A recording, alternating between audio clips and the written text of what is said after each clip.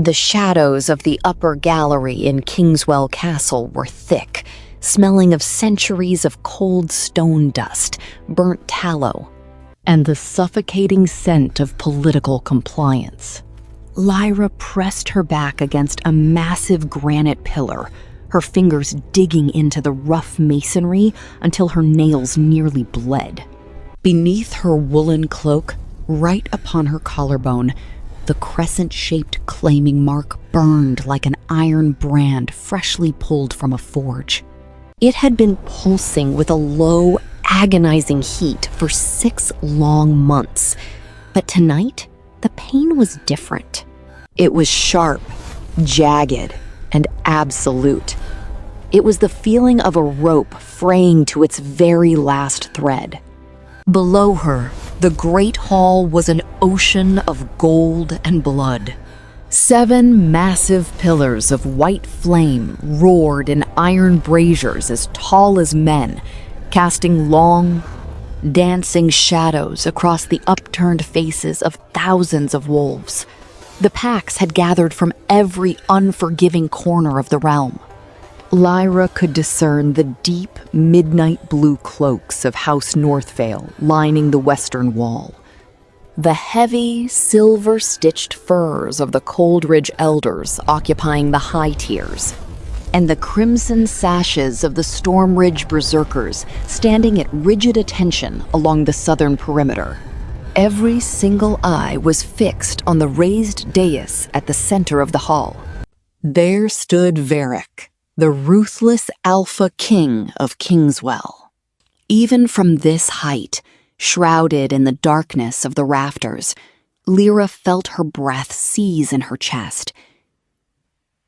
Varric was a creature built for war, broad-shouldered and unyielding, his posture bearing the brutal grace of a wolf who had carved his throne out of the flesh of his enemies. His dark hair was swept back from a face that looked as though it had been chiseled from northern ice. The crown resting upon his brow was not a glittering display of gold and precious gems, but an ancient band of heavy, unpolished iron. His amber eyes, which had once held the warmth of a summer hearth when he looked at her in the midnight quiet of the East Garden, were now entirely flat. They were cold, dead windows, looking out over a kingdom that demanded a sacrifice.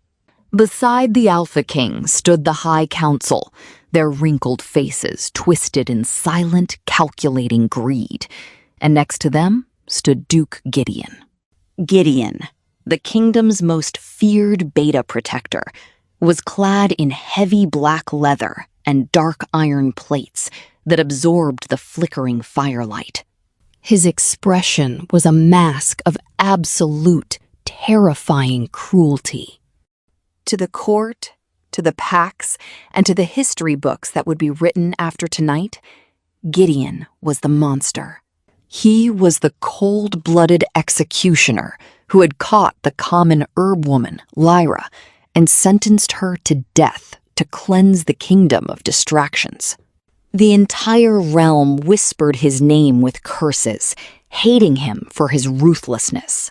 They believed he had dragged the innocent girl to the chopping block to secure the Alpha King's political future. But as Lyra watched from the shadows, her hand trembling against her stomach, she knew the devastating truth. It was a secret that would tear the realm apart if it ever escaped the dark stones of Kingswell.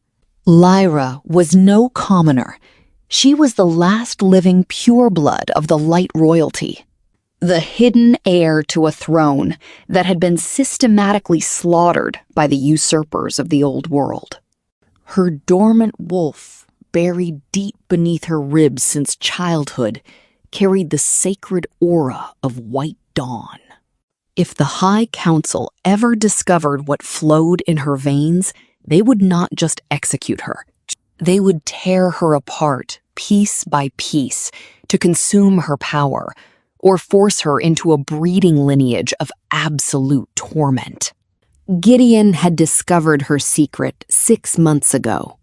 But instead of turning her over to the council, instead of claiming the astronomical bounty on the last light pureblood, the brutal Beta had made a choice that damned his own soul.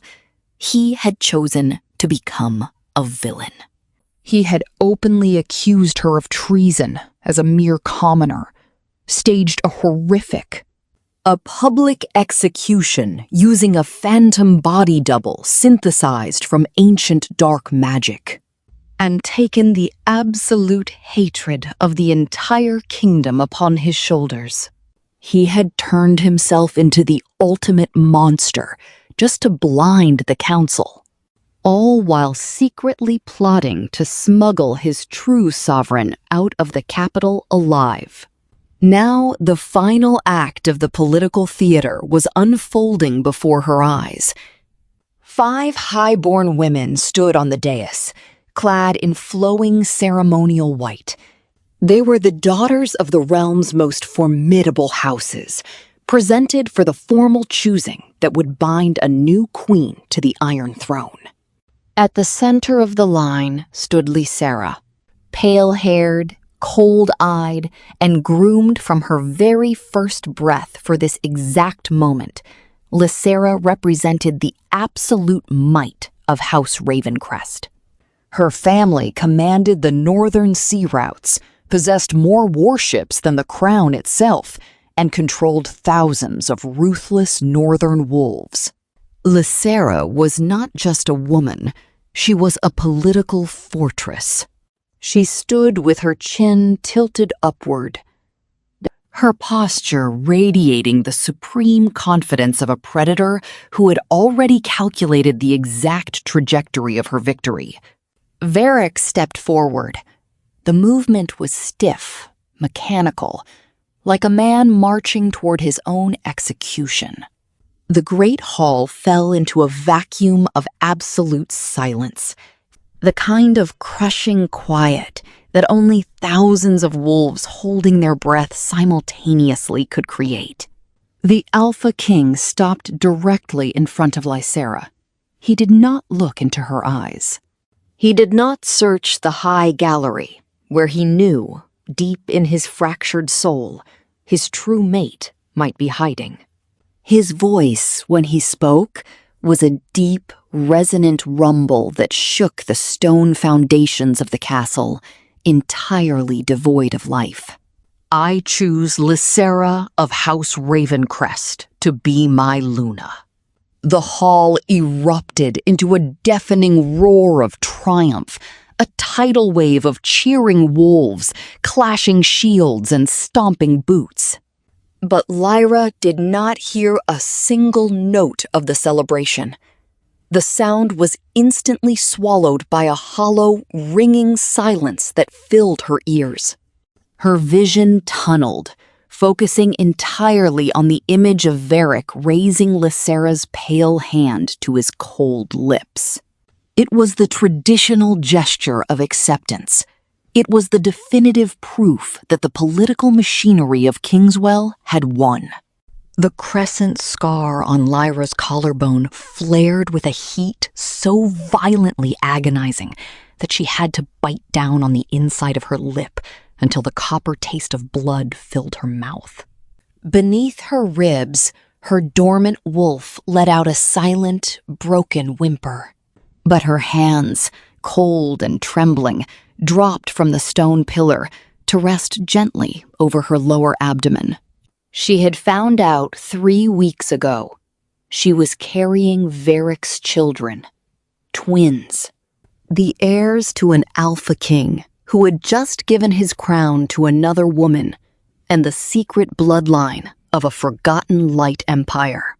She had spent weeks rehearsing how she would tell him, imagining a quiet night in the garden where the weight of the world would drop away from his broad shoulders. Now, those words were nothing but ashes in her throat. A heavy, iron-gloved hand suddenly gripped her shoulder from behind, pulling her back into the absolute darkness of the rear corridor. Lyra did not scream. She knew the scent of old iron, winter frost, and dried blood. It belonged to Gideon. The Beta Protector dragged her through the narrow, unlit servants' passages, his grip unyielding, but careful not to bruise her skin. He did not speak until they reached a hidden iron door at the base of the eastern tower, where a single travel bag lay packed on the cold floor. The roaring cheers of the great hall were nothing but a distant hum through the thick stone walls. "Do not look back, Your Majesty," Gideon rasped, his voice low and jagged, like heavy stones grinding together in a deep current. His dark eyes burned with an intensity that terrified her, a fierce, protective madness that he had hidden beneath his mask of cruelty. "The kingdom thinks you are a corpse rotting in the executioner's pit. Let them believe it. The council is already sending eyes to verify the ashes. You must run. You must go to the northern coast, to the fog of Dunmere." "Gideon," Lyra whispered, her voice cracking as she looked at the man who had traded his honor, his reputation, and his life to save her. "Varric, he doesn't know. He thinks I am gone. He thinks you killed me." "Let him think it," Gideon hissed, his jaw clenching so hard the muscles jumped beneath his scarred skin. An alpha king bound by political duty is a dangerous creature, but a broken alpha king is a blind one. His grief will keep the council from looking closer at the execution. I will stay at his side. I will play the monster. I will take his wrath, his hatred, and his blades if I must, to ensure the council never turns their gaze toward the north. You carry the dawn, my Luna. You carry the future of our true bloodline. I obey the ancient vow of my ancestors. Now take the bag and walk through the gate.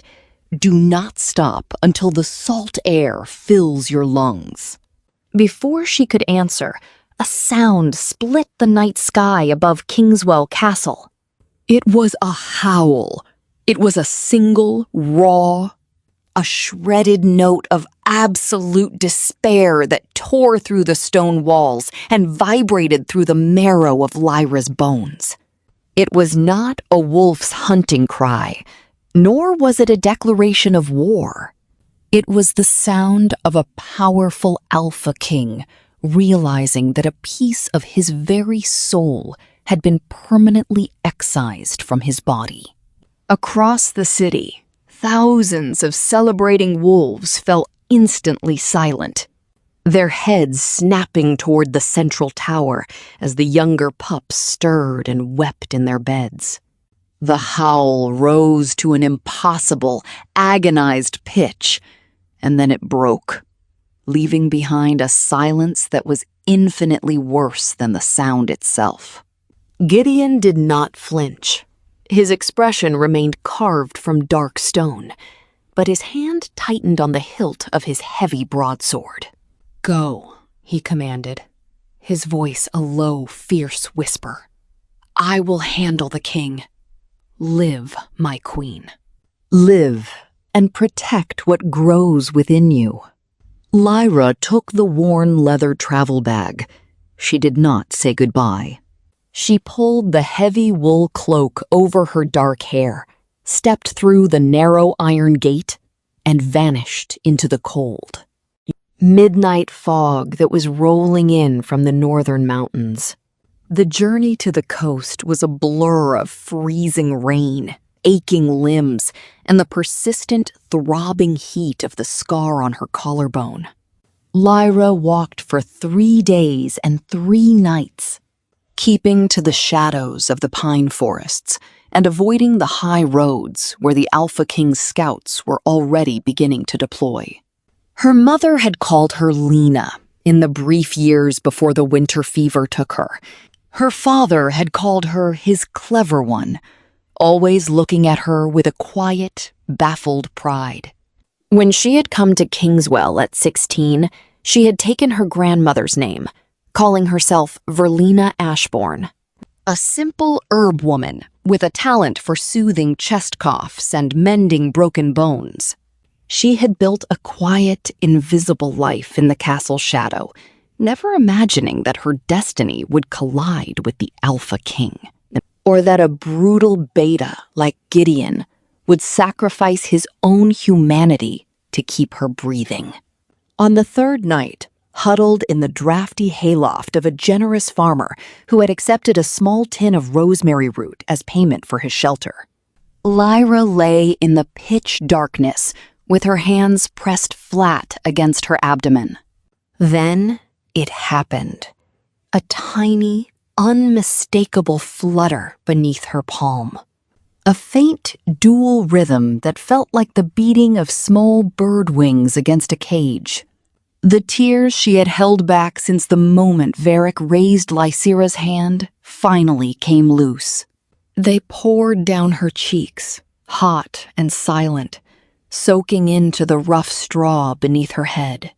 She wept until her throat was raw, until her chest ached with the sheer, crushing weight of her loneliness. But when the first gray light of dawn began to seep through the cracks of the wooden barn, she sat up. She washed her face in the freezing water of the rain barrel, braided her long dark hair back from her temples with steady fingers, and looked out toward the northern horizon. "I will give you a home," she whispered into the empty morning air, her hand pressing firmly against her stomach where the two royal heirs rested. "I will give you a name that no council can taint. I will give you a life that no king can take from you. This I swear, by the light that remains in my blood." She walked until she reached Dunmere. Dunmere was a village that seemed to have been constructed out of desperation and old ship timbers. Dunmere was clinging precariously to a jagged lip of gray rock where the North Sea pounded relentlessly against the shingle beach. The fog here never truly departed. It pooled in the narrow cobblestone alleys, hung low over the salt-crusted frames of the listing cottages, and shrouded the rotting hulls of the fishing boats drawn up past the tide line. The people of Dunmere were like the coast itself, blunt, weathered, and deeply suspicious of anything that came from the mainland. They knew that strangers usually brought tax collectors, press gangs, or rival packs looking for blood. Lyra entered the village on a bitter afternoon, her cloak soaked through with sea spray, her face pale, but her eyes entirely steady. She walked directly into the village's sole tavern, a dark, low-ceilinged room that smelled of old ale, wet wool, and burning peat. She laid out her leather pouch of dried roots and herbs upon the heavy oak table before the innkeeper, a formidable, broad-shouldered woman named Bertha Coldridge. Bertha possessed a jagged scar through her right eyebrow, a permanent scowl, and an absolute authority over the local community. The old woman watched Lyra through narrowed, calculating eyes as the young herb woman described the properties of each leaf and tincture with a calm, unhurried voice. "Can you do anything for the deep chest rot when the winter damp takes the lungs?" Bertha demanded, her voice like grinding shale. "I can," Lyra replied simply, meeting the innkeeper's gaze without a single tremor of fear. "And I can mend the bones that the sea breaks if the tide is unkind to your men." 3 days later, Lyra was settled into a small, isolated cottage at the very edge of the western cliffs. Its previous tenant had succumbed to the very chest rot Bertha had described, leaving behind a drafty structure that smelled of salt, old smoke, and neglect. Within a week, Lyra had transformed it. Bundles of dried chamomile, lavender, and mountain sage hung from the low pine rafters, filling the main room with a warm, the clean scent that fought back the dampness of the ocean. The cottage had a single stone hearth, a sturdy work table, a sleeping alcove barely wide enough for her narrow mattress, and a single glass window that looked directly out over the endless, churning expanse of the dark sea. To the village, she was Veal Winterborn, a young widow from the southern valleys who had lost her husband to the winter wars. It was a story told with just enough quiet grief to discourage further questions, and Bertha accepted it with a single, sharp nod. In a place like Dunmere, a person's past mattered infinitely less than whether their hands were useful in the present. By the second month, the name Veal Winterborn had become an indispensable whisper across the coast. Lyra worked without cessation, finding solace in the practical, exhausting labor of a village healer. She delivered a fisherman's young wife of a breached child during a terrifying January gale, standing over the bed for 14 hours while the house shook under the force of the waves. She set the shattered forearm of a young boy who had tumbled from the high harbor wall, speaking to him in a melodic tone that somehow quieted his screams, while her fingers worked the bone back into alignment. She brewed black teas for the winter coughs, rubbed soothing salves into the salt rashes of the deckhands, and distilled powerful tinctures of willow bark for the old joint aches that the freezing sea air drove into the bones of every elder in the village. The people of Dunmere trusted her touch. They did not need to know the true lineage of the woman who saved their children. Yet, despite the exhausting work, Lyra could not escape the reality of her own flesh. The crescent mark on her collarbone had not faded. Among wolf kind, it was an absolute law, written in the ancient leather-bound texts of the castle libraries, that a rejected or abandoned claiming mark would wither and disappear within a matter of weeks. The magic of the bond was meant to sever itself cleanly, allowing the wolves to survive and move forward without the dragging anchor of a broken connection. But her mark was not fading. It was growing darker. On the nights when the wind howled directly from the east, from the direction of Kingswell, the crescent shape would pulse with a fierce, rhythmic heat that made her skin flush. It did not feel like traditional pain. It felt like a hollow ache, a profound, spectral pull that stretched across hundreds of miles of forest and stone, reaching for a source that it could not find. She would sit by her small window, staring into the dark fog, her fingers pressed against the burning skin, wondering what dark magic or ancient bloodline quirk was keeping her tied to a king who sat on a throne with another queen at his side. The answers came in the third month, carried by Arvelda, the experienced pack midwife from the neighboring settlement of Duntine. Arvelda was a small, bird-like woman with silvering hair, sharp amber eyes, and an unsettling habit of speaking the absolute truth in moments when other people would have chosen silence. She had been assisting Lyra with the more difficult coastal deliveries, sharing her 40 years of traditional midwife wisdom with the quiet generosity of a true elder. One morning, as they sat by Lyra's work table, sorting through a fresh harvest of dried coltsfoot, Arvelda stopped her movements. Her sharp eyes drifted down to Lyra's swollen apron, then traveled up to the dark shadow of the crescent mark peeking through the collar of her woolen dress. Are you preparing for one royal heir or two, VL? Arvelda asked, her voice entirely calm, yet weighted with an intelligence that made the air in the small room grow perfectly still. Lyra froze, her fingers tightening around a stalk of dried herb. She looked into Arvelda's eyes, searching for betrayal, searching for the greed of the council's bounty hunters. But she found nothing but the deep, ancient loyalty of an elder who recognized the scent of true royalty when she saw it.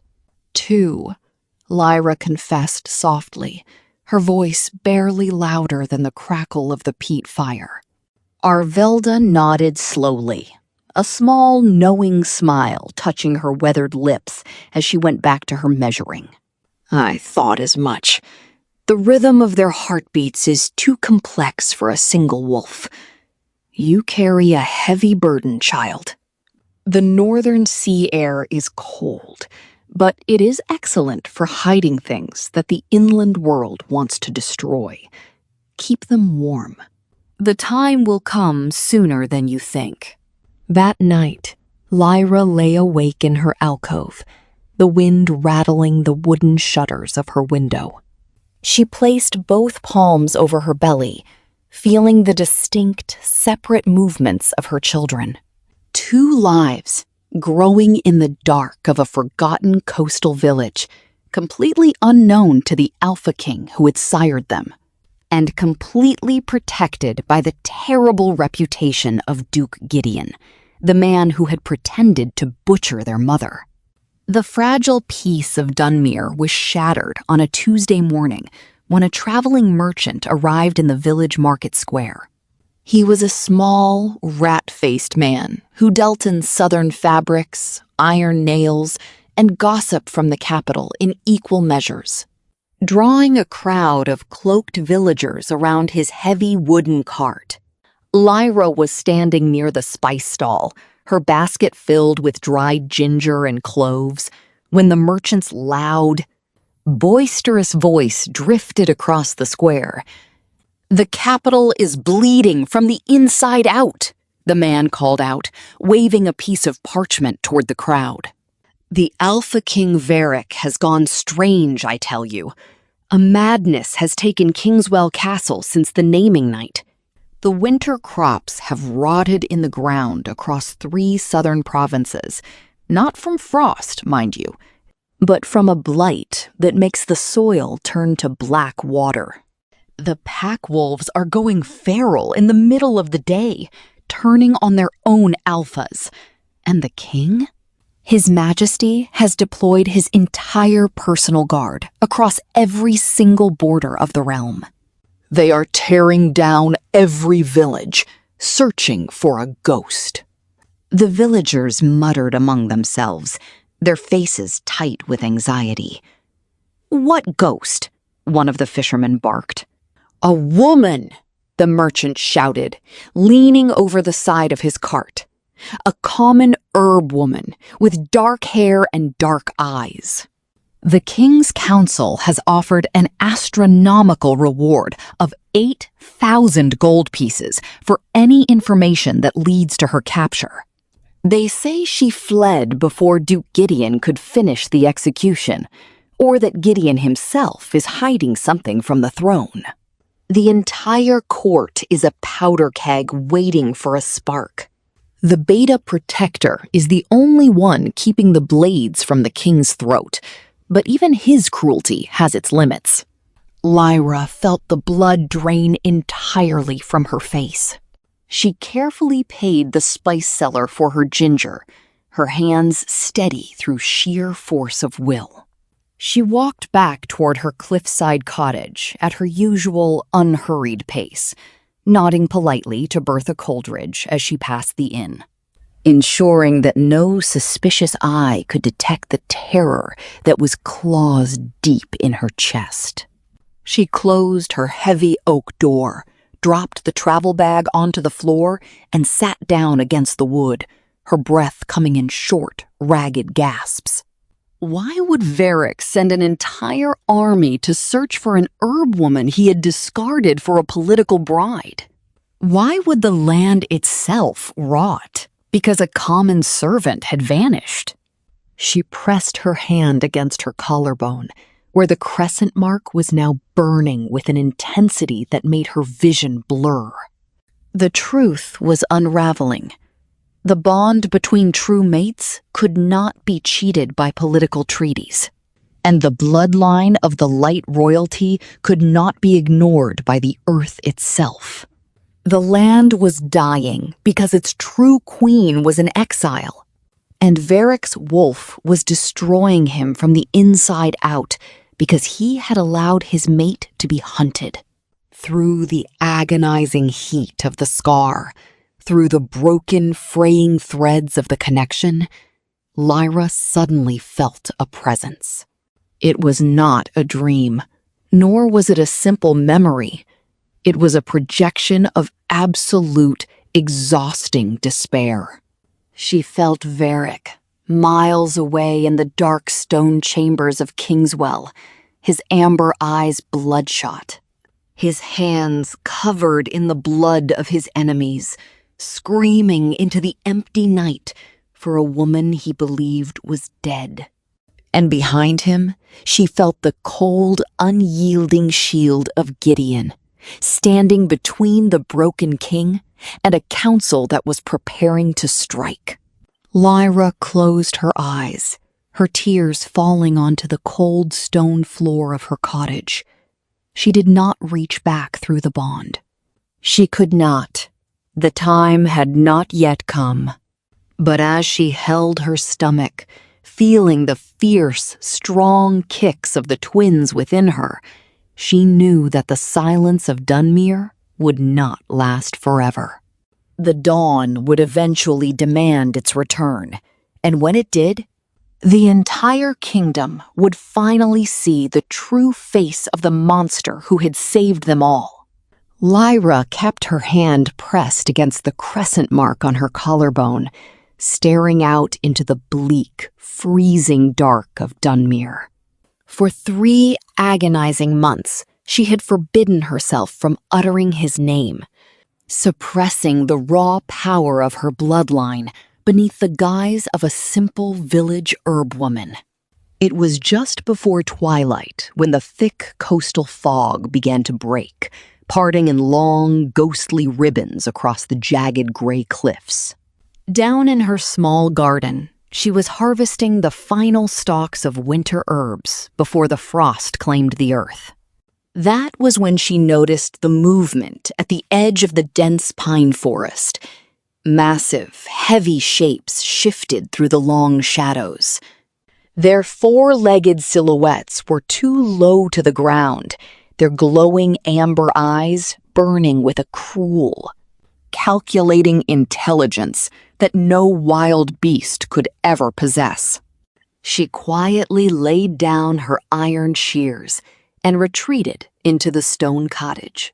Leaving the heavy oak door slightly ajar, she positioned herself in the shadows where she could see without being seen, her fingers gripping the cold iron poker beside the roaring stone hearth. Minutes crawled past before the footsteps approached. 2 massive wolves stepped onto the gravel path, their bodies shifting fluidly into human forms beneath heavy leather cloaks. They moved with the lethal grace of elite royal guards, trying desperately to mask their martial training. Behind them walked an older man, his hands raised in a gesture of peace, his chin dipped low. She recognized him instantly. Silver-streaked hair, a weathered face carved by decades of war, and deep amber eyes that locked onto her through the gap in the doorway. It was Jorvik, the senior courtly advisor of Kingswell. The sheer, overwhelming relief written across his aged face was sharp enough to pierce her chest. Lyra swung the door wide open, stepping into the dim light of the candle lamps. She did not lower the iron poker. She offered no greetings, no warmth, and no tea. Her silent, unwavering gaze communicated everything she had withheld for 93 days. She had survived in this desolate, fog-shrouded wasteland by building impenetrable walls around her heart. And she would not dismantle them for anything less than the absolute truth. Jorvik did not push her. He stood in the center of the cramped cottage, holding his leather traveling hat against his chest, his posture entirely submissive. When he spoke, his voice was a low, solemn rumble that filled the quiet room. He began with the morning that followed the naming night. The terrible dawn after Varric had politically claimed Lysera of House Ravencrest as his future queen. Varric had awakened on the cold stone floor of his private chambers with his mind completely hollowed out. Varric had awakened on the cold stone floor of his private chambers with his mind completely hollowed out. He possessed no memory of the preceding 4 days. He could not recall the grand choosing ceremony, the declarations made at the high dais, or the lavish celebrations that followed in the great hall. The silver-haired elder explained that the moment the Alpha King's amber eyes snapped open in the gray light before dawn, before he could even comprehend his surroundings, the very first word that tore from his throat was her name. "Where is Lyra?" Varric had demanded, his voice raw. Jorvik delivered the news with the chilling, flat delivery of an advisor recounting a nightmare that still felt entirely unreal. A lethal, highly concentrated chemical compound had been slipped into Varric's ceremonial golden chalice on the night of the choosing. It was derived from a treacherous coastal route, harvested only in the deepest northern mires. A substance royal healers used in microscopic doses to pacify mortally wounded, aggressive wolves. But in its concentrated, undiluted form, introduced secretly into the king's cup, its effects were catastrophic. It utterly suppressed the royal wolf. It severed the sacred mate bond entirely, leaving only the vulnerable human mind standing where the primal alpha should have been. Stripped of his instincts, stripped of his cosmic recognition, Varric had been a puppet to political machinations. Looking out at the great hall and seeing Lysera instead of his true mate. By the time the dark poison finally cleared from his blood 4 days later, Lyra had already vanished into the night. Lyra stood frozen by the hearth, the iron poker heavy in her hand. The crackle of the wood fire seemed to mock the sudden, suffocating weight in her chest. "That is an incredibly convenient tale," she murmured, her voice tight and defensive. "I know how it sounds, Your Majesty," Jorvik replied, his voice dropping to a reverent whisper as he used the formal title of her true lineage. "I would never dare ask you to believe mere words. Look at what I have brought you." The elder reached into his thick leather cloak and retrieved a folded piece of parchment. Placing it upon her wooden work table with the extreme care of a soldier handling an explosive device. The wax seal was a deep, dried blood red, stamped with the coiled serpent crest of House Ravencrest. The wax was fractured, broken cleanly by someone who had intercepted it. Lyra approached the table slowly, her breath catching as she stared at the parchment, before finally picking it up. The message was short, written in a precise, sharply slanted noble script. The final line burned into her retinas. "The obstacle has been located.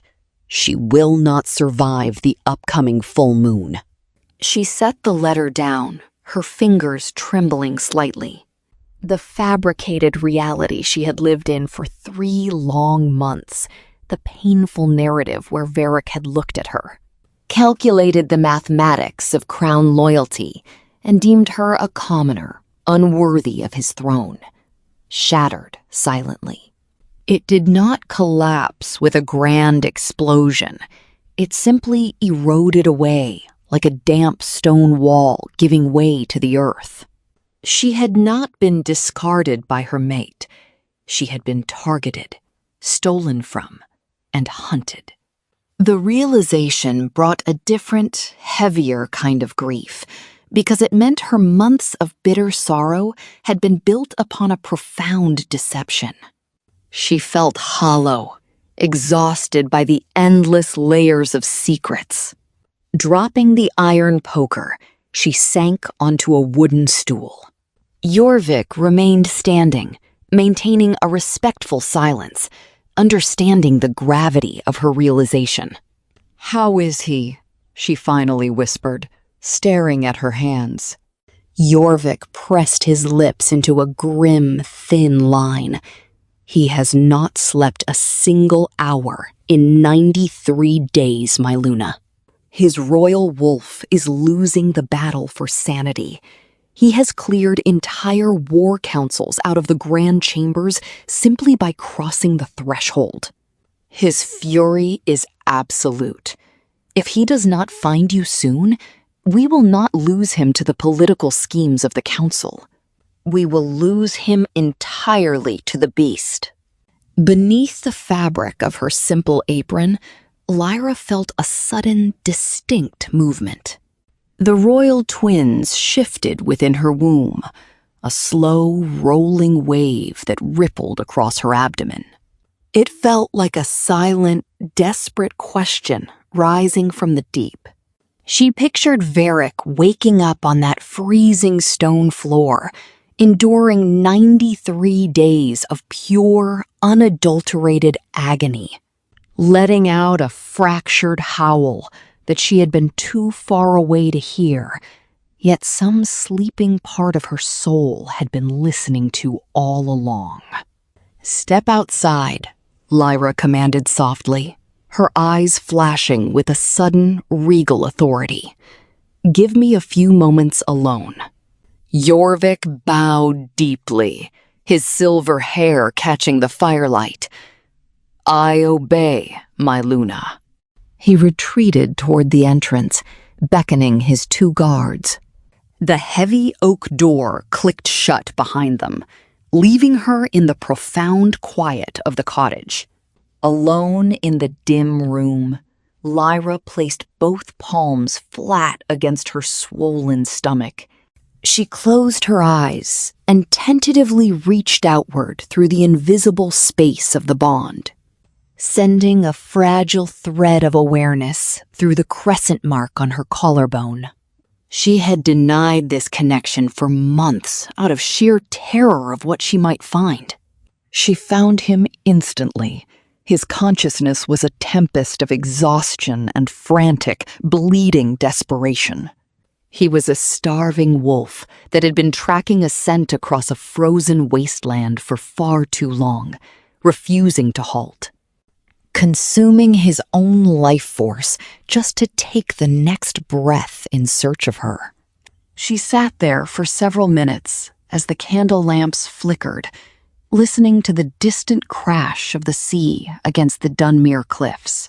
She thought about the heavy walls she had erected to keep the world out, what those walls had cost her, and what it would cost to tear them down. She thought about the 2 innocent lives growing inside her, who deserved their father. Stepping to the door, she pulled it open. "All right," she said to Jorvik, who turned from the darkness with a look of immense relief. "Tell me the rest. Tell me how I am still alive if the council ordered my death." Jorvik stepped closer, his voice dropping. "It was Duke Gideon, my Luna. The entire kingdom believes him to be a monster because he publicly claimed the right to execute the commoner Lyra to satisfy the council. But it was a ruse. Duke Gideon knew you carried the pure-blood light lineage. He feigned absolute cruelty, taking the hatred of the entire realm upon his shoulders, so he could secretly smuggle you out of Kingswell under the cover of darkness. He is currently standing as a shield between the Broken King and a council that is preparing to strike. Before Jorvik could finish his sentence, the dark tree line at the edge of the property erupted. It was not a gradual sound. The ancient pines splintered and snapped as massive, dark forms tore through the undergrowth. Several giant wolves, moving with the terrifying, coordinated synchronicity of an elite hunting pack, swarmed into the clearing toward the cottage. Jorvik drew his long sword before the first branch hit the ground, his two guards shifting mid-stride into powerful gray wolves. The horrific sound of bones cracking and muscles expanding tore through the evening air. "Get to the cellar, Your Majesty!" Jorvik roared, his voice rigid with battle-tested authority as he threw himself into the fray. Lyra scanned the darkness, counting the enemy shapes.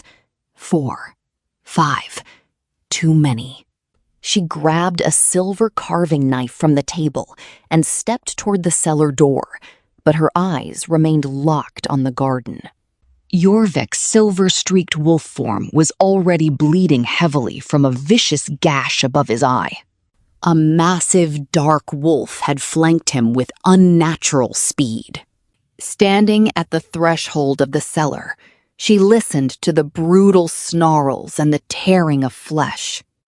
She thought about the months she had spent making herself small, hiding in the shadows, pretending to be a helpless commoner just to survive.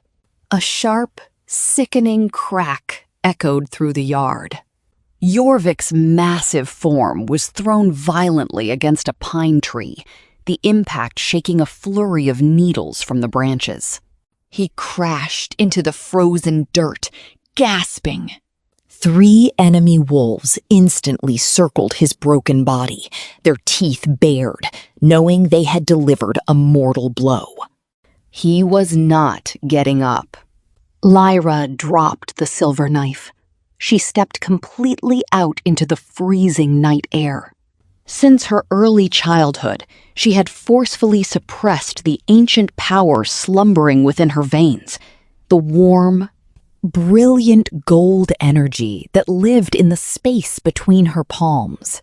Her mother had warned her with her dying breath to keep it buried, never explaining the true peril of her pure-blood light heritage. Lyra had spent her life obeying that command, with the exhausting discipline of a fugitive. But she was finished hiding. The sacred light rose between her palms without a single whisper of effort.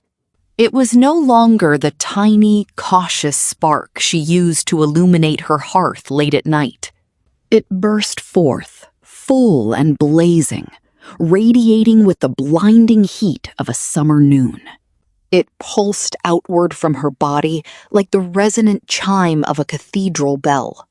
Every single wolf in the garden froze in absolute terror. Lyra walked calmly toward Jorvik's fallen form. She knelt in the blood-stained snow and pressed her glowing palms flat against his ruptured flanks, where his ribs were crushed and dark blood was pooling into his gray fur. She unleashed the light, letting the pure magic do what it had always been destined to do. Beneath her fingers, she felt the shattered bones snap back into alignment. She felt the torrential bleeding slow to a complete halt. The frantic, failing heartbeat of the old advisor stabilized, finding its powerful, rhythmic drive once more. Jorvik's eyes snapped open. He stared up at her face with a profound expression that no wolf should be capable of, a mixture of reverent shock and absolute, undying gratitude. Suddenly, a massive dark wolf lunged at her from her left flank. Lyra did not even have time to react, but the light reacted for her. A violent wave of golden energy erupted from her skin, striking the beast mid-air. The wolf let out a sharp yelp, crashing into the dirt and rolling several feet away. Its dark fur smoking faintly as it backed away in utter confusion. The remaining attackers held their ground as a cold, aristocratic female voice echoed from the shadows of the pines. "Fascinating," the voice murmured. A slender figure stepped into the moonlight. She wore a beautifully carved mask fashioned from a pale wolf skull, a heavy crossbow leveled directly at Lyra's chest with casual precision. "House Ravencrest will be highly interested to learn of this," the masked woman continued, her tone chillingly flat. "The king's little commoner is actually a pure-blood light wielder." The woman's finger began to tighten against the iron trigger of the crossbow. In that exact breath, the forest behind her completely tore apart. The sound preceded the violence, not the disciplined approach of soldiers, but a cataclysmic roar of pure, unbridled fury. Something massive, unstoppable, and entirely wild tore through the trees. Before the dark wolves could even turn to face the threat, a beast the size of a warhorse cleared the distance in a single, earth-shaking bound. Its fur was midnight black, its eyes burning like twin pools of golden fire. It was Varric. He materialized between Lyra and the crossbow before the weapon could even swing toward her. The violence that followed was instantaneous and absolute. The Alpha King had spent 93 days looking for a target for his rage, and he had finally found it. Lyra stood perfectly still, her palms still radiating warmth as Jorvik rose to his feet beside her. Within moments, the remaining dark wolves were scattered, broken, or pinned to the frozen earth. The masked leader was the last one standing, held immobile by two of Varric's vanguard elites who had just arrived. Her crossbow lay shattered on the ground, her pale wooden mask ripped away to reveal a young, sharply chiseled face. She possessed pale hair, icy eyes, and the distinct, arrogant bone structure of the high nobility. Jorvik walked toward her, his eyes darkening. "A pale-haired noblewoman from House Ravencrest," the elder muttered grimly, recognizing Lysera's younger sister. The noblewoman remained silent, her cold glare fixed entirely on Lyra, as if she were calculating the exact political cost of her failure. Lyra finally understood the true depth of the letter. House Ravencrest had never intended to settle for a mere political marriage. They had sent their own high-born blood into the field to ensure the execution was finalized. It was not a common assassination. It was a cold, calculated family decree. The world was far more dangerous than she had ever allowed herself to believe. The massive black wolf turned away from the captives, his golden eyes locking onto Lyra. The entire world seemed to fade away as they stared at each other across the blood-slicked snow. Slowly, the magnificent beast shifted, the dark bones folding inward, the muscle contouring as the wolf gave way to the man. Varric stood before her in the freezing night air, his broad shoulders bare, his dark hair wild, and his striking amber eyes fixed on her face. His expression was that of a man who had stared into the abyss of his worst fear and miraculously found his salvation. He moved toward her with agonizing slowness, his hands trembling as they rose. They hovered just inches away from the swell of her dress, trembling above her abdomen. He did not dare make contact without permission. "May I?" Varric asked, his voice completely fractured, sounding like a man who had been suffocating under a mountain of stone for months. Lyra looked at him for a long, breathless moment.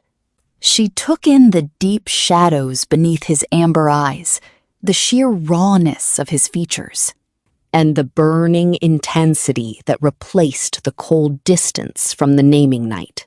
He looked exactly like a man who had not known peace for 93 days. She reached out, wrapping her hands around his large, shaking wrists, and gently guided his palms flat against her stomach. Right where the twins were actively moving, the Alpha King went entirely rigid. His breath escaped him in a ragged, broken gasp that was neither a word nor a cry.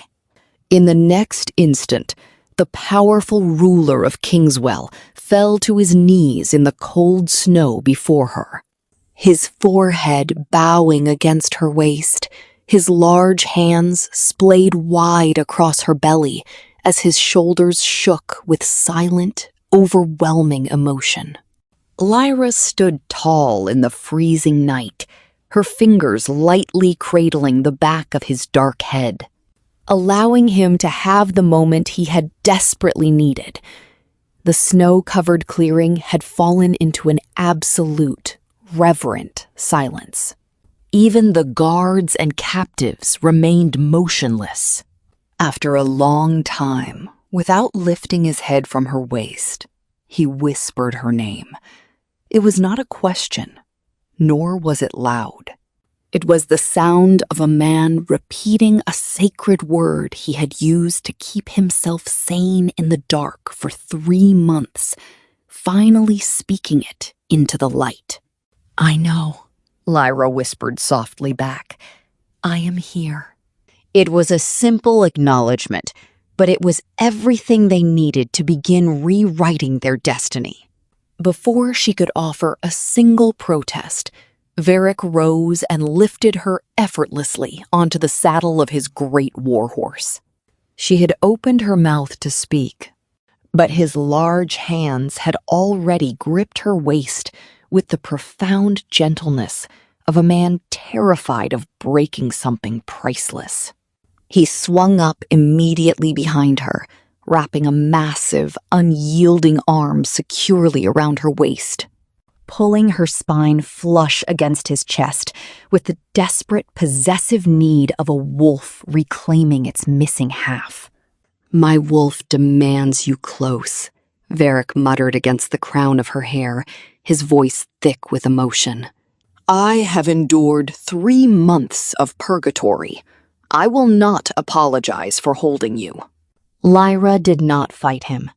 She leaned back into the solid warmth of his muscular chest, listening to the powerful thud of his heart against her shoulder blades, trying to reassemble the shattered pieces of her reality around that the deep, resonant voice of a romantic woman, a comforting rhythm. As they rode hard through the dark northern trails, transitioning toward the southern highway with the first pale streaks of dawn, Jorvik and the elite guards maintained a respectful distance. Varric spoke continuously, his words tumbling out in a fractured, rehearsed manner, as if he had been practicing this confession in the shadows of his mind for months. The details came in desperate fragments, rather than a clean sequence. He recounted the terrifying confusion of waking up on his chamber floor. He described the empty, hollow sensation of those 4 missing days, not entirely blank, but profoundly wrong, like a distorted nightmare fading in the morning light. He told her how Lysera had entered his chambers that very first morning with a perfectly composed face, smoothly discussing the logistics of their upcoming coronation. The moment I looked at her, I felt nothing but an immediate, visceral horror that something was deeply wrong with my soul. Varric admitted, his arm tightening around her. I cast her out of my sight with far less civility than diplomacy required. She retreated, because even a serpent like Lysera knows when the tide has turned. He explained the desperate investigation that followed. The frantic days spent interrogating royal healers who analyzed his blood with trembling hands, whispering words of suppression compounds and intentional bond severance, while watching him to see if his rage would claim their lives. He told her of the exact moment Jorvik had brought the broken vial of dried root residue recovered from the royal chalice, and how the entire war room had gone dead silent. He spoke of the exhaustive search that consumed the entire realm. Maps were pinned to every surface of the castle. Tracking units were dispatched to every border checkpoint and hidden coastal route. And royal bounty decrees were nailed to every market square from coast to coast. With every passing week that she remained lost, his internal control had frayed further, his royal wolf clawing at the walls of his sanity with lethal desperation. My council was afraid of me, Varric said, his tone devoid of pride, filled only with grim reality. By the second month, some of them wouldn't enter a room alone with me. I could not blame them. I was a beast on the verge of slaughter. He had spent 93 days tearing the kingdom apart, piece by piece, just to find her. Lyra absorbed the magnitude of his words, the immense wealth deployed, his entire personal guard mobilized. 3 entire provinces thrown into a state of political emergency because the land itself was reacting to the severed bond of its true rulers. "Your wolf," she murmured softly, looking at the dark road ahead. "Jorvik said you were losing the fight." Varric remained quiet for a brief moment, his grip adjusting slightly, anchoring himself to her presence. "My wolf was utterly convinced that you were in danger, that you had been taken. In retrospect, the beast was entirely correct." "No," she agreed softly, leaning her head back against his shoulder. "Not entirely wrong." She listened to the rhythmic thud of the horse's hooves and the deep, steady rise and fall of his breathing, which had finally found a calm cadence since leaving the cottage garden. She thought of the magnificent Alpha who had endured 3 months of mental torture because his mate had been stolen from him. Then she shared her own journey. She recounted her quiet escape through the labyrinth of the servants' corridors with trembling hands and a single canvas bag. She told him of the grueling journey along the northern highway, the shelter of a remote farmhouse, and the long, isolating weeks of surviving under a borrowed identity. She spoke of Dunmere, of Arvelda's steady hands during the difficult winter deliveries, and the way the insular fishing village had slowly accepted her because she made herself useful to their survival. She told him of the quiet night she first felt the twins move, and the silent promises she had whispered to her belly in the dark. Varric did not interrupt her. He simply held her close, his heartbeat a steady shield against her back. "I want to hear them," he finally murmured, his voice thick. "Not right now, on this dark road, but eventually." The voices, the first sounds, the everything that I was not present for. "You will," Lyra promised. She stared out at the unfolding horizon for a long time before she spoke again. She kept her eyes focused forward, finding it easier to deliver the heaviest truths without looking into his gaze. I loved you through all of it, Varric. Even when I was certain you had destroyed me. I need you to know that before we reach whatever is waiting for us at the end of this road. The powerful arm around her waist pulled her a fraction closer. Varric pressed his lips firmly against her hair, holding the embrace for several long heartbeats. I will spend whatever years I have left being worthy of that, he swore, his voice unhurried and absolute. Lyra finally let go of the last remnants of her fear, allowing her entire weight to lean into his strength. The crescent mark on her collarbone, which had burned with a fierce agony the night she fled and ached with a dull sorrow for 3 long months, suddenly bloomed with a deep, radiant warmth. It settled into a state of absolute, profound peace. They reached the grand river crossing just as the first brilliant rays of the morning sun broke over the eastern mountains. Varric brought the warhorse to a gentle halt. Reaching forward with one large hand, he tenderly turned her face toward his amber eyes asking a silent question. She led him. When their lips finally met, it was a kiss forged through a brutal winter of separation, a dark political betrayal, and a long, freezing night on a desolate coastal road. Both of them were visibly trembling when they finally parted. The crescent mark on her collarbone blazed with pure, undeniable recognition. Like a heavy iron door swinging wide open to welcome the true queen home. Morning was over. The dawn had arrived. Behind them, in the distance, the shadow of Gideon remained a silent testament to the sacrifice that had kept them alive. The cruel Beta Protector had played the villain flawlessly, bearing the weight of a kingdom's hatred so that the true bloodline of the light could survive to reclaim the throne.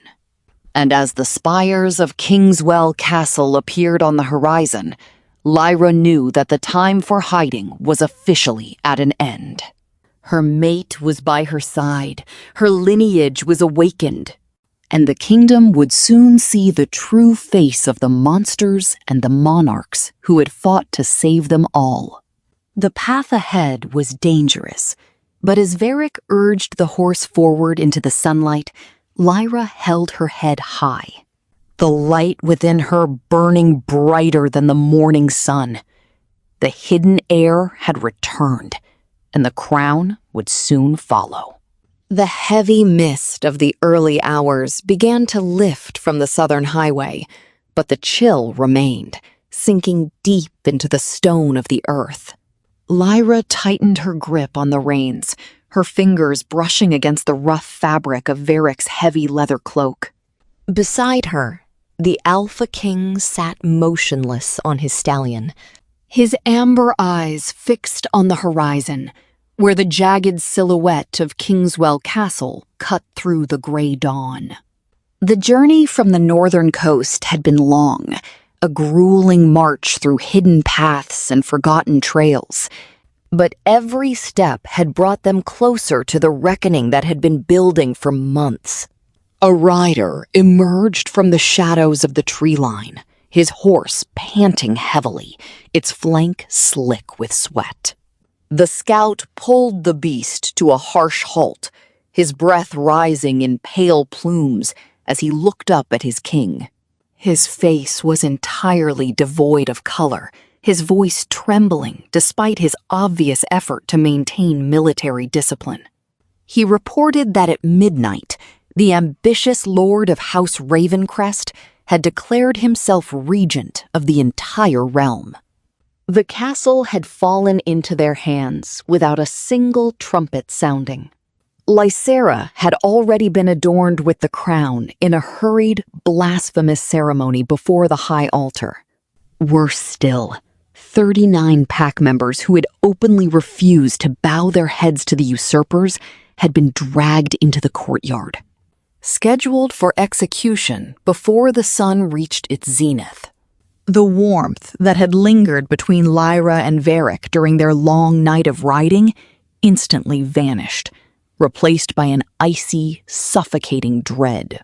Lyra immediately thought of the elderly kitchen servant, a gentle, round-faced woman who had spent decades tending the castle hearths.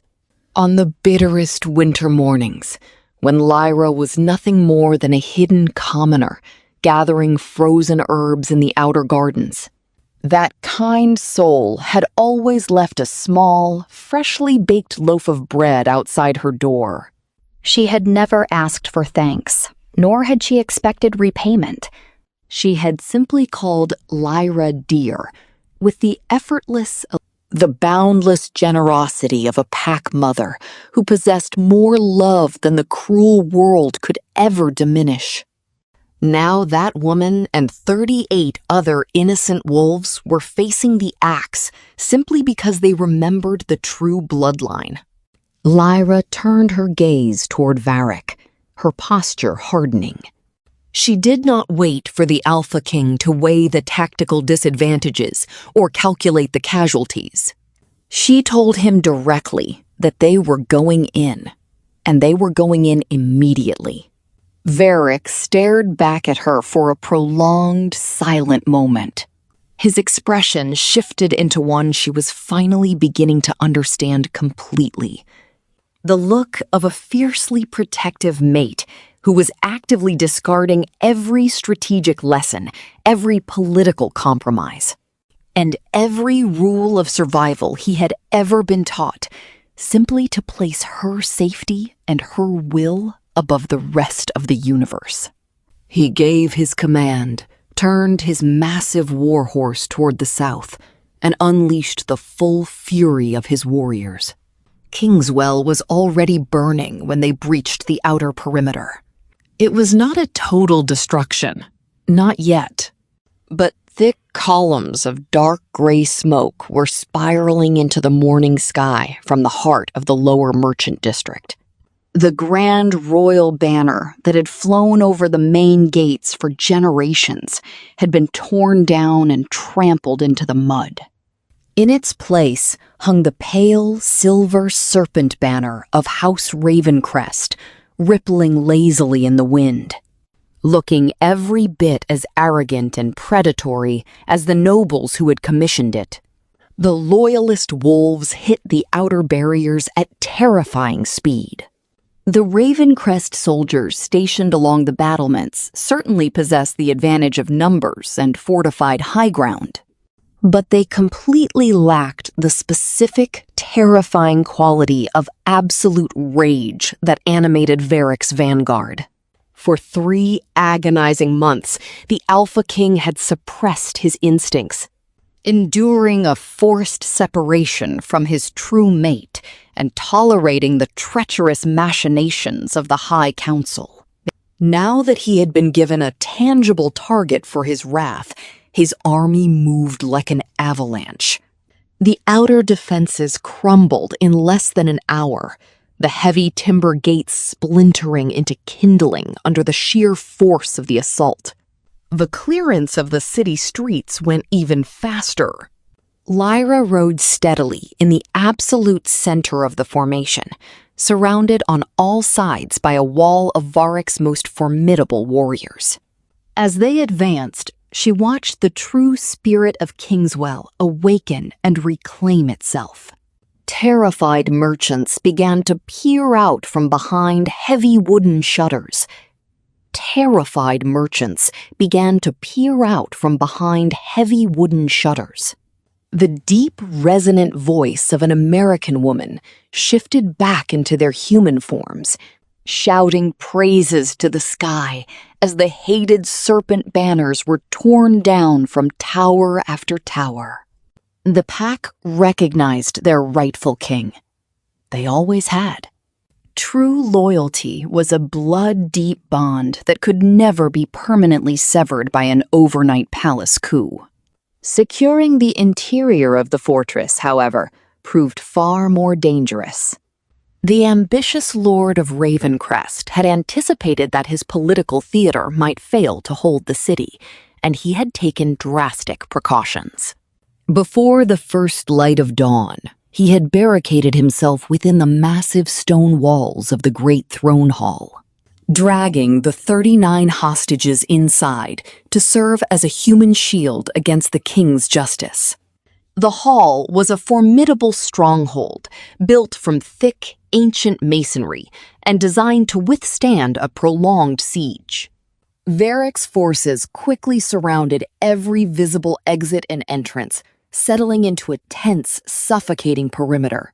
Even in the depths of his fury, Varric remained a master strategist, knowing that a reckless storming of the hall would result in the immediate slaughter of the innocent servants inside. He began to organize a systematic layout to breach the secondary lines, but Lyra knew time was running out. She sat on the grass of the hillside overlooking the fortress for exactly 11 minutes before she stood up, her mind fully made up. Varric looked at her, his amber eyes darkening with a mixture of profound dread and helplessness. He knew that look on her face. It was the expression of a woman who had already chosen her path and could not be swayed by any threat. Lyra told him that she would utilize the forgotten servants' entrance to slip into the hall alone. If she presented herself directly to the Ravencrest Lord before the vanguard launched its assault, the traitors would have a compelling reason to release the hostages. The enemy wanted her, the pure-blood Light Queen whose existence threatened their entire claim. Far more than they wanted 39 kitchen elders and laborers. Varric warned her of the extreme danger, his voice low and vibrating with alpha authority, stating that his duty required him to protect her at all costs. But Lyra did not allow him to finish his calculation. She told him to handle the aftermath, and then she was already moving toward the shadows of the lower cliffs. She knew the secret passages of Kingswell better than anyone, having spent years navigating those damp, forgotten corridors when she was treated as nothing more than a nameless servant, expected to remain invisible. The hidden passage was pitch black and heavy with the scent of ancient, damp stone.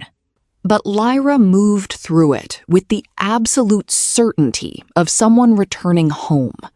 She pushed open a low, heavy oak door and slipped quietly into the shadows of the Great Throne Hall. The 39 hostages were kneeling in a ragged, miserable line before the raised dais.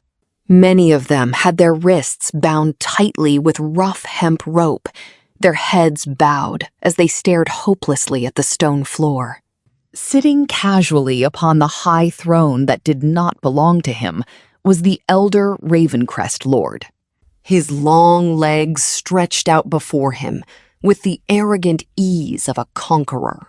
He was an older man, his temples heavily streaked with silver, possessing a face that might have been considered handsome in his youth, but had since soured into an expression of bitter, insatiable greed.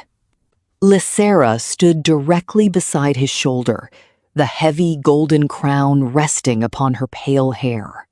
Yet, as Lysera looked down at the captives, her face did not reflect the triumph of a new queen. Her expression was distant, hard, and entirely unreadable. At the very end of the hostage line, the round-faced kitchen elder looked up. When her eyes fell upon Lyra standing in the shadows, her breath caught in her throat. Her lips parted in a desperate, terrified whisper, begging Lyra to run while she still had the chance. Lyra looked at the old woman, feeling the profound warmth of 100 cold winter mornings and the memory of kindness given without condition.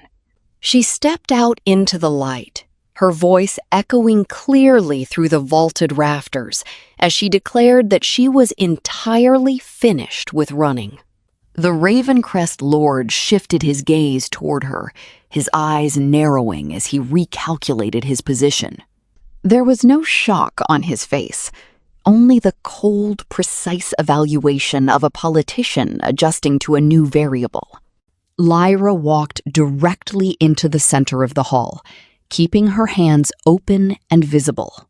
She delivered her terms with the absolute stillness of a sovereign who had already accepted her destiny.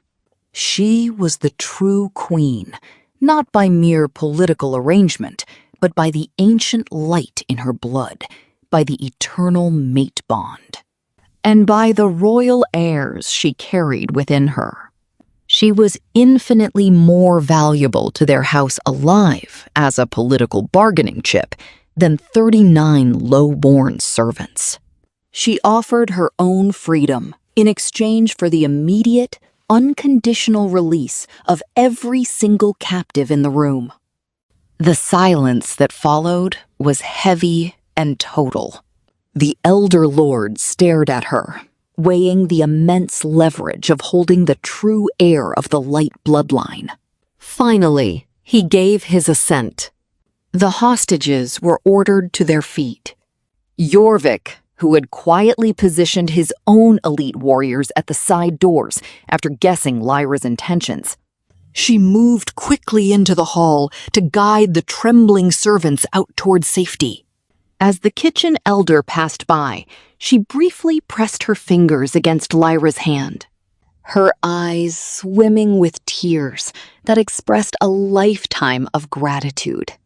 When the massive main doors groaned shut, Lyra was left standing entirely alone in the center of the vast hall, facing the Ravencrest Lord, Lysera, and 6 heavily armed rebel guards. She drew a steady breath, keeping her spine perfectly straight as she waited. The Lord rose from the stolen throne, carrying a massive longsword that had been resting against the armrest. The polished steel caught the flickering torchlight strangely, gleaming with a slick, unnatural silver sheen that was definitely not oil. He smiled pleasantly, remarking that a deceased hostage would solve his political problems just as effectively as a living one. Lyra recognized the faint, iridescent coating immediately. It was concentrated wolfsbane, an alchemical poison specifically designed to paralyze and destroy wolves of immense power who could otherwise survive any conventional wound. She had only a single heartbeat of absolute stillness before the enemy advanced. But as the blade was raised, something extraordinary woke within the deepest recesses of her body. It was not the gentle, familiar shifting of her inner wolf, nor was it the standard warmth of the mate bond. It was an ancient, primordial force inherent to the pure-blood light lineage, a power older than the castle stones, older than the laws of the pacts, older than any name known to mortal tongues. The ancient power did not request her permission. It simply erupted through her veins like a roaring wildfire, shattering and remaking every bone, every muscle, and every fiber of her being in the span of a few breathless seconds. The transformation was an intense, blinding agony, but it was also the most profoundly true she had ever felt within her own skin. When the light faded, she rose from the stone floor, no longer a vulnerable commoner, but a magnificent, silver-pale wolf. Her fur was the color of winter frost and wild sea foam, her eyes blazing with a brilliant, predatory amber fire. The crescent mark upon her throat glowed with the intensity of a burning ember, radiating an aura of pure, undeniable sovereignty.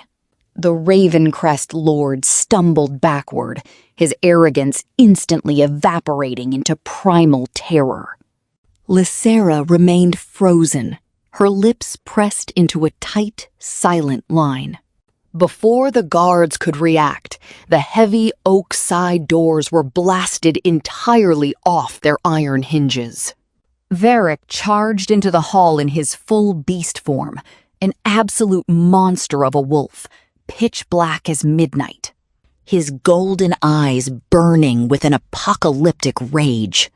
What followed was neither a prolonged duel nor a complex tactical engagement. It was the absolute, unmitigated execution of royal justice.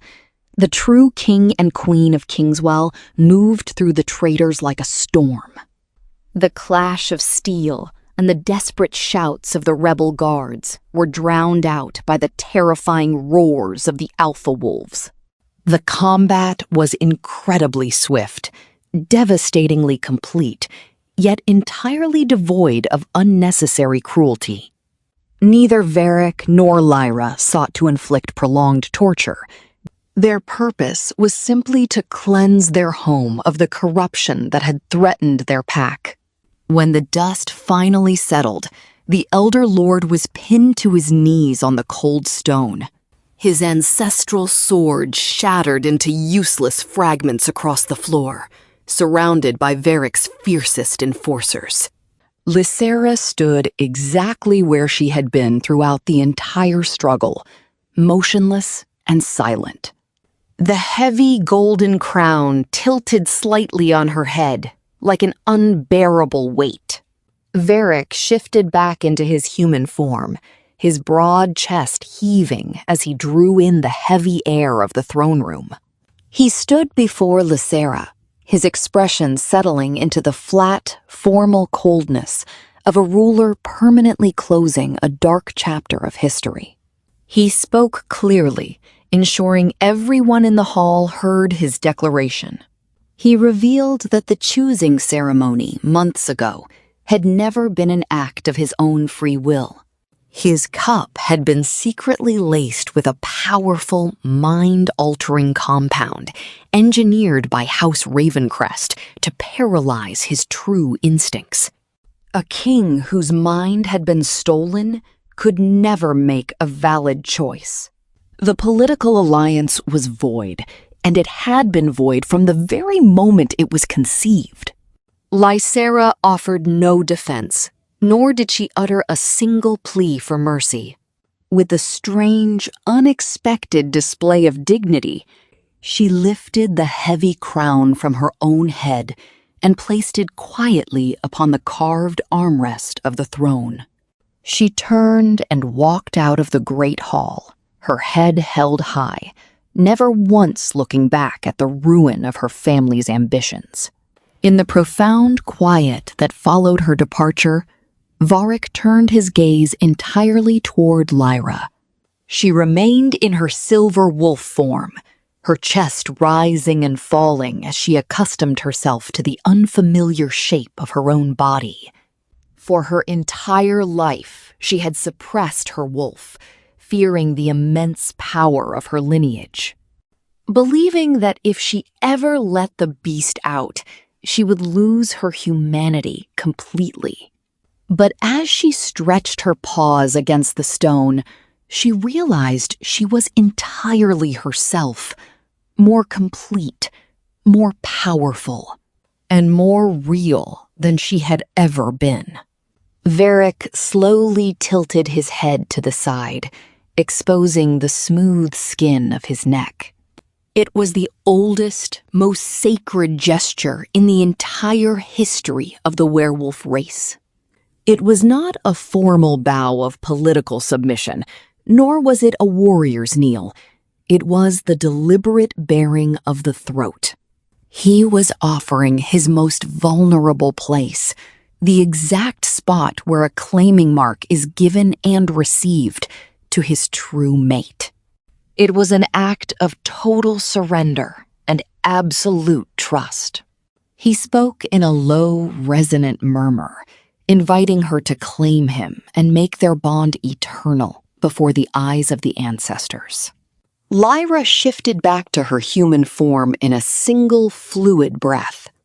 She crossed the distance between them, her bare feet making no sound on the stone, and pressed her lips firmly against the hollow of his throat, where his pulse beat with a powerful, frantic rhythm that belonged entirely to her. The ancient bond between them, which had been strained, fractured, and tested by 3 months of a bitter winter exile, finally snapped back into place, closing completely and permanently. The supernatural resonance that rippled outward from their union was not a sound that could be heard by human ears.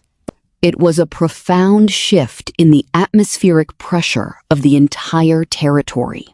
It was the feeling of a suffocating storm finally breaking after months of oppressive heat, bringing a wave of absolute relief to the land. Outside the fortress walls, throughout the crowded city squares, and along the distant hillsides, thousands of wolves lifted their heads toward the sky. They unleashed a massive, synchronized howl, not a cry of war or alarm, but the deep, an ancient song of a pack celebrating the return of something precious that had been lost in the dark. The formal administration of justice was carried out without the loud public spectacles Lyra had read about in historical chronicles.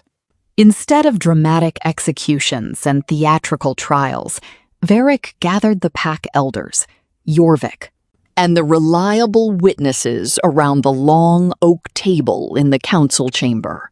The evidence was presented methodically and quietly, the remnants of the mind-altering compound, an incriminating letter intercepted by Jorvik's spies, and the sworn testimony of 3 palace servants who had witnessed the preparation of the tainted cup but had been too terrified to speak out during the coup.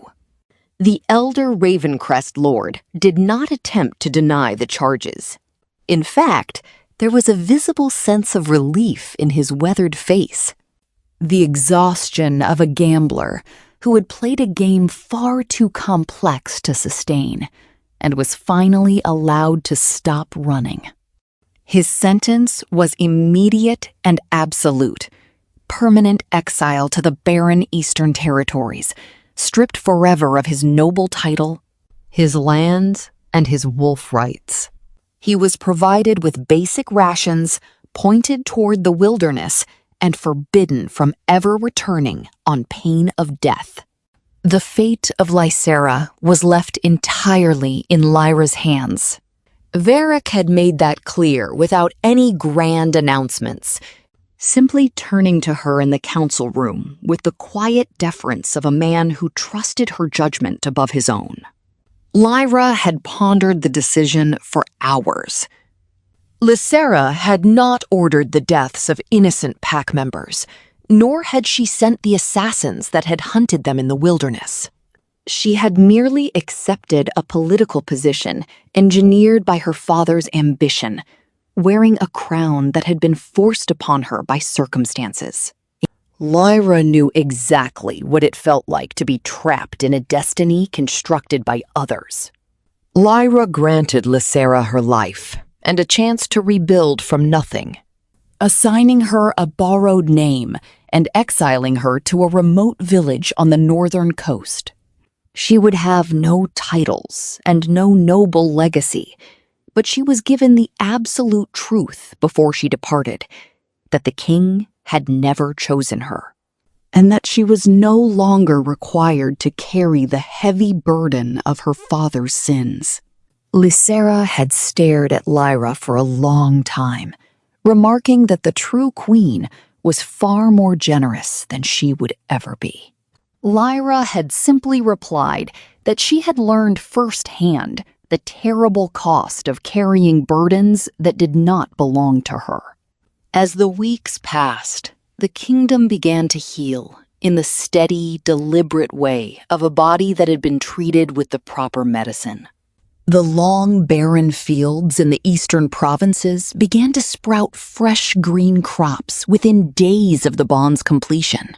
A phenomenon that the most cynical elders could only explain through the ancient law that a territory always reflects the spiritual health of its rulers. The wild, feral wolves that had terrorized the borders returned to their peaceful natures, and the vital sea routes were reopened to trade. Lyra did not become queen through a sudden theatrical decree. She earned her place among the people gradually, through the accumulation of real, practical actions. She sat at the council tables, offering clear, insightful perspectives, never hesitating to revise her opinions when presented with better evidence, and never allowing petty court politics to diminish her spirit. She continued to practice her traditional healing arts, a habit that some of the old world traditionalists found highly unusual. But Varric defended her work with a flat certainty that silenced any complaints. More importantly, Lyra brought the practice of light-wielding out of the shadows. There were many wolves throughout the kingdom who possessed similar unique gifts, but had suppressed them for decades out of fear of persecution. Lyra did not deliver grand speeches. She simply stopped hiding her own light, allowing her visible existence to serve as the ultimate permission for others to step forward.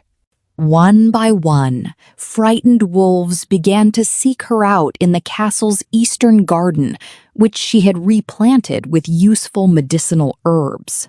She listened to their stories, answered their questions with absolute honesty, and assured them that their gifts were a beautiful part of their identity, not a curse or a crime. She also quietly ensured that the remote coastal village that had sheltered her during her exile received substantial aid. One morning before dawn, several carts of prime construction lumber and heavy chests of coin arrived in the village square without any accompanying letters or official ceremonies. Lyra also maintained a secret correspondence with Arvelda, the experienced royal midwife. Arvelda's replies were always characteristically brief and practical, expressing satisfaction with Lyra's safety and noting that the local fishing had been excellent. When the day of the formal coronation arrived, in the first warm week of spring, the palace officials had badgered Lyra with designs for elaborate white gowns and traditional procession routes through the main palace gates. Lyra had listened to their proposals with polite patience, but she ultimately chose a gown of deep, rich green, the color of living things that had survived the harshest winter and continued to grow. Furthermore, she insisted on entering the grand hall through the humble servant's door off the east corridor. It was the exact door she had used every morning for years when she was nothing more than an invisible herb gatherer. It was the entrance that opened near the floor vents, where the stone floor showed the heaviest wear from the boots of working servants, and where the torches burned out the fastest because they were constantly being carried back and forth by the people who maintained the castle. She remembered perfectly how it felt to walk through that door with her arms laden with wild plants, her head bowed to avoid the glares of the high-born nobles. She remembered the very first time she had dared to look up and appreciate the full majesty of the hall, the towering pillars of white flame, the soaring vaulted ceilings, and the morning light pouring through the high windows, making the floor look like a living thing. Now she was entering that space, not to serve in secret, but to stay.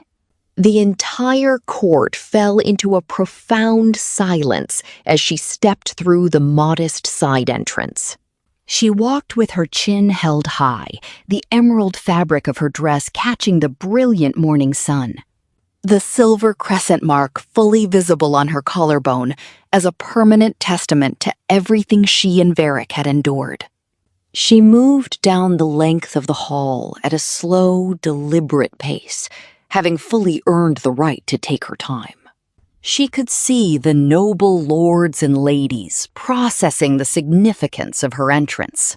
They recognized the door she had chosen, and she watched the understanding spread through their faces like ripples on the surface of a still pond. Near the back of the chamber, standing taller and prouder than usual, the silver-haired Jorvik watched her approach.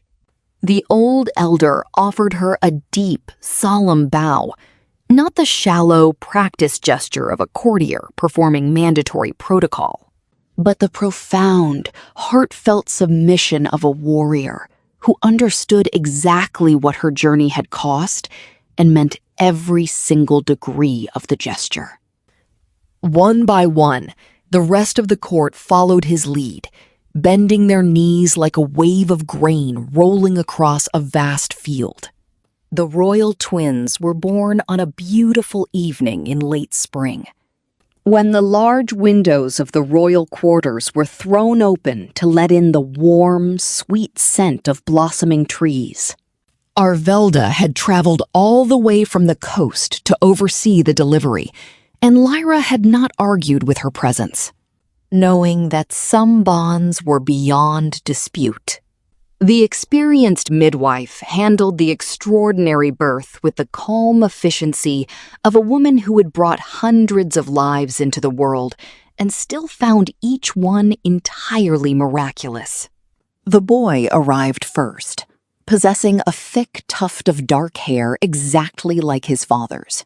His tiny hands already stretching out into the air with a gentle, searching curiosity.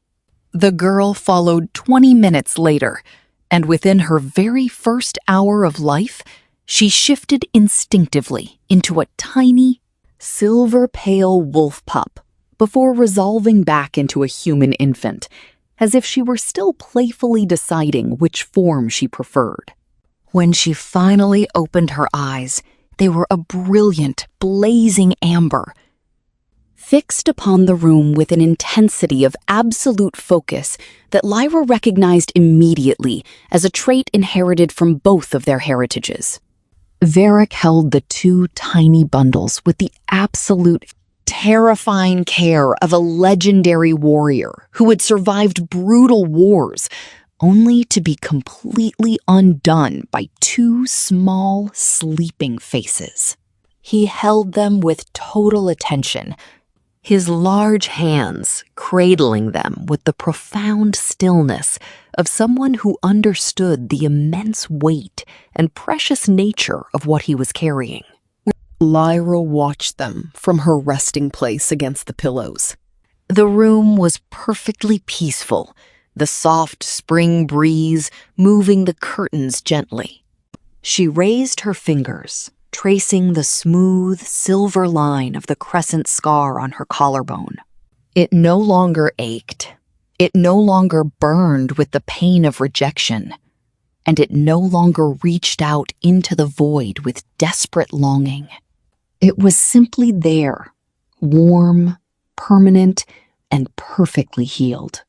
Varric spoke softly, his eyes never leaving the faces of his children, murmuring that she could have told him about the pregnancy and the pain of the mark much sooner than she did.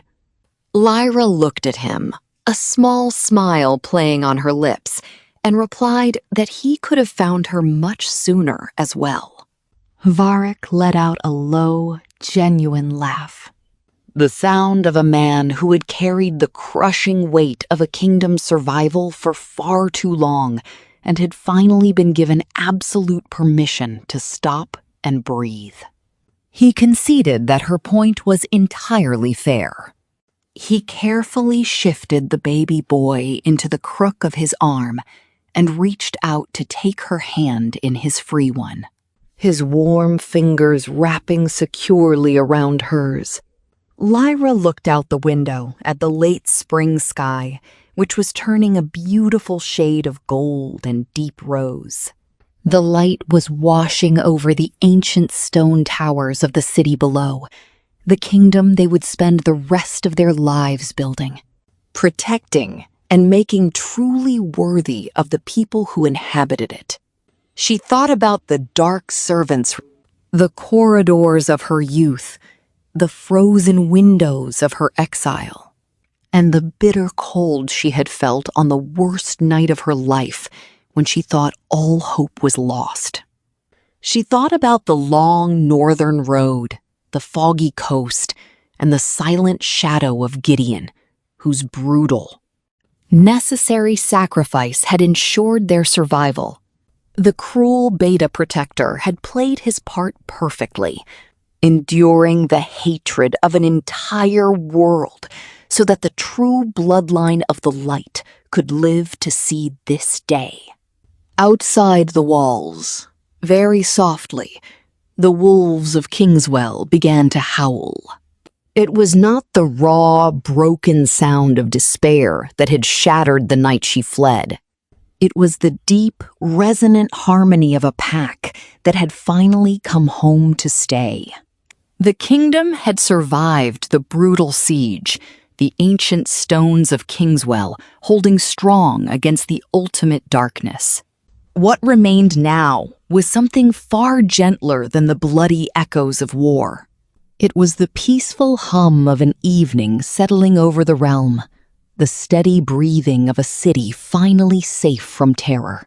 Lyra gently closed her eyes, letting the tranquil air wash over her.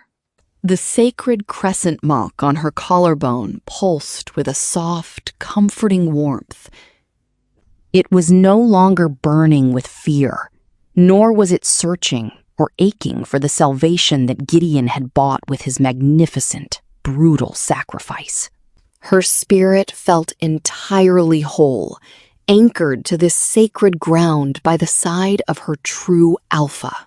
She was home at last, standing exactly where destiny had always meant for her to reign.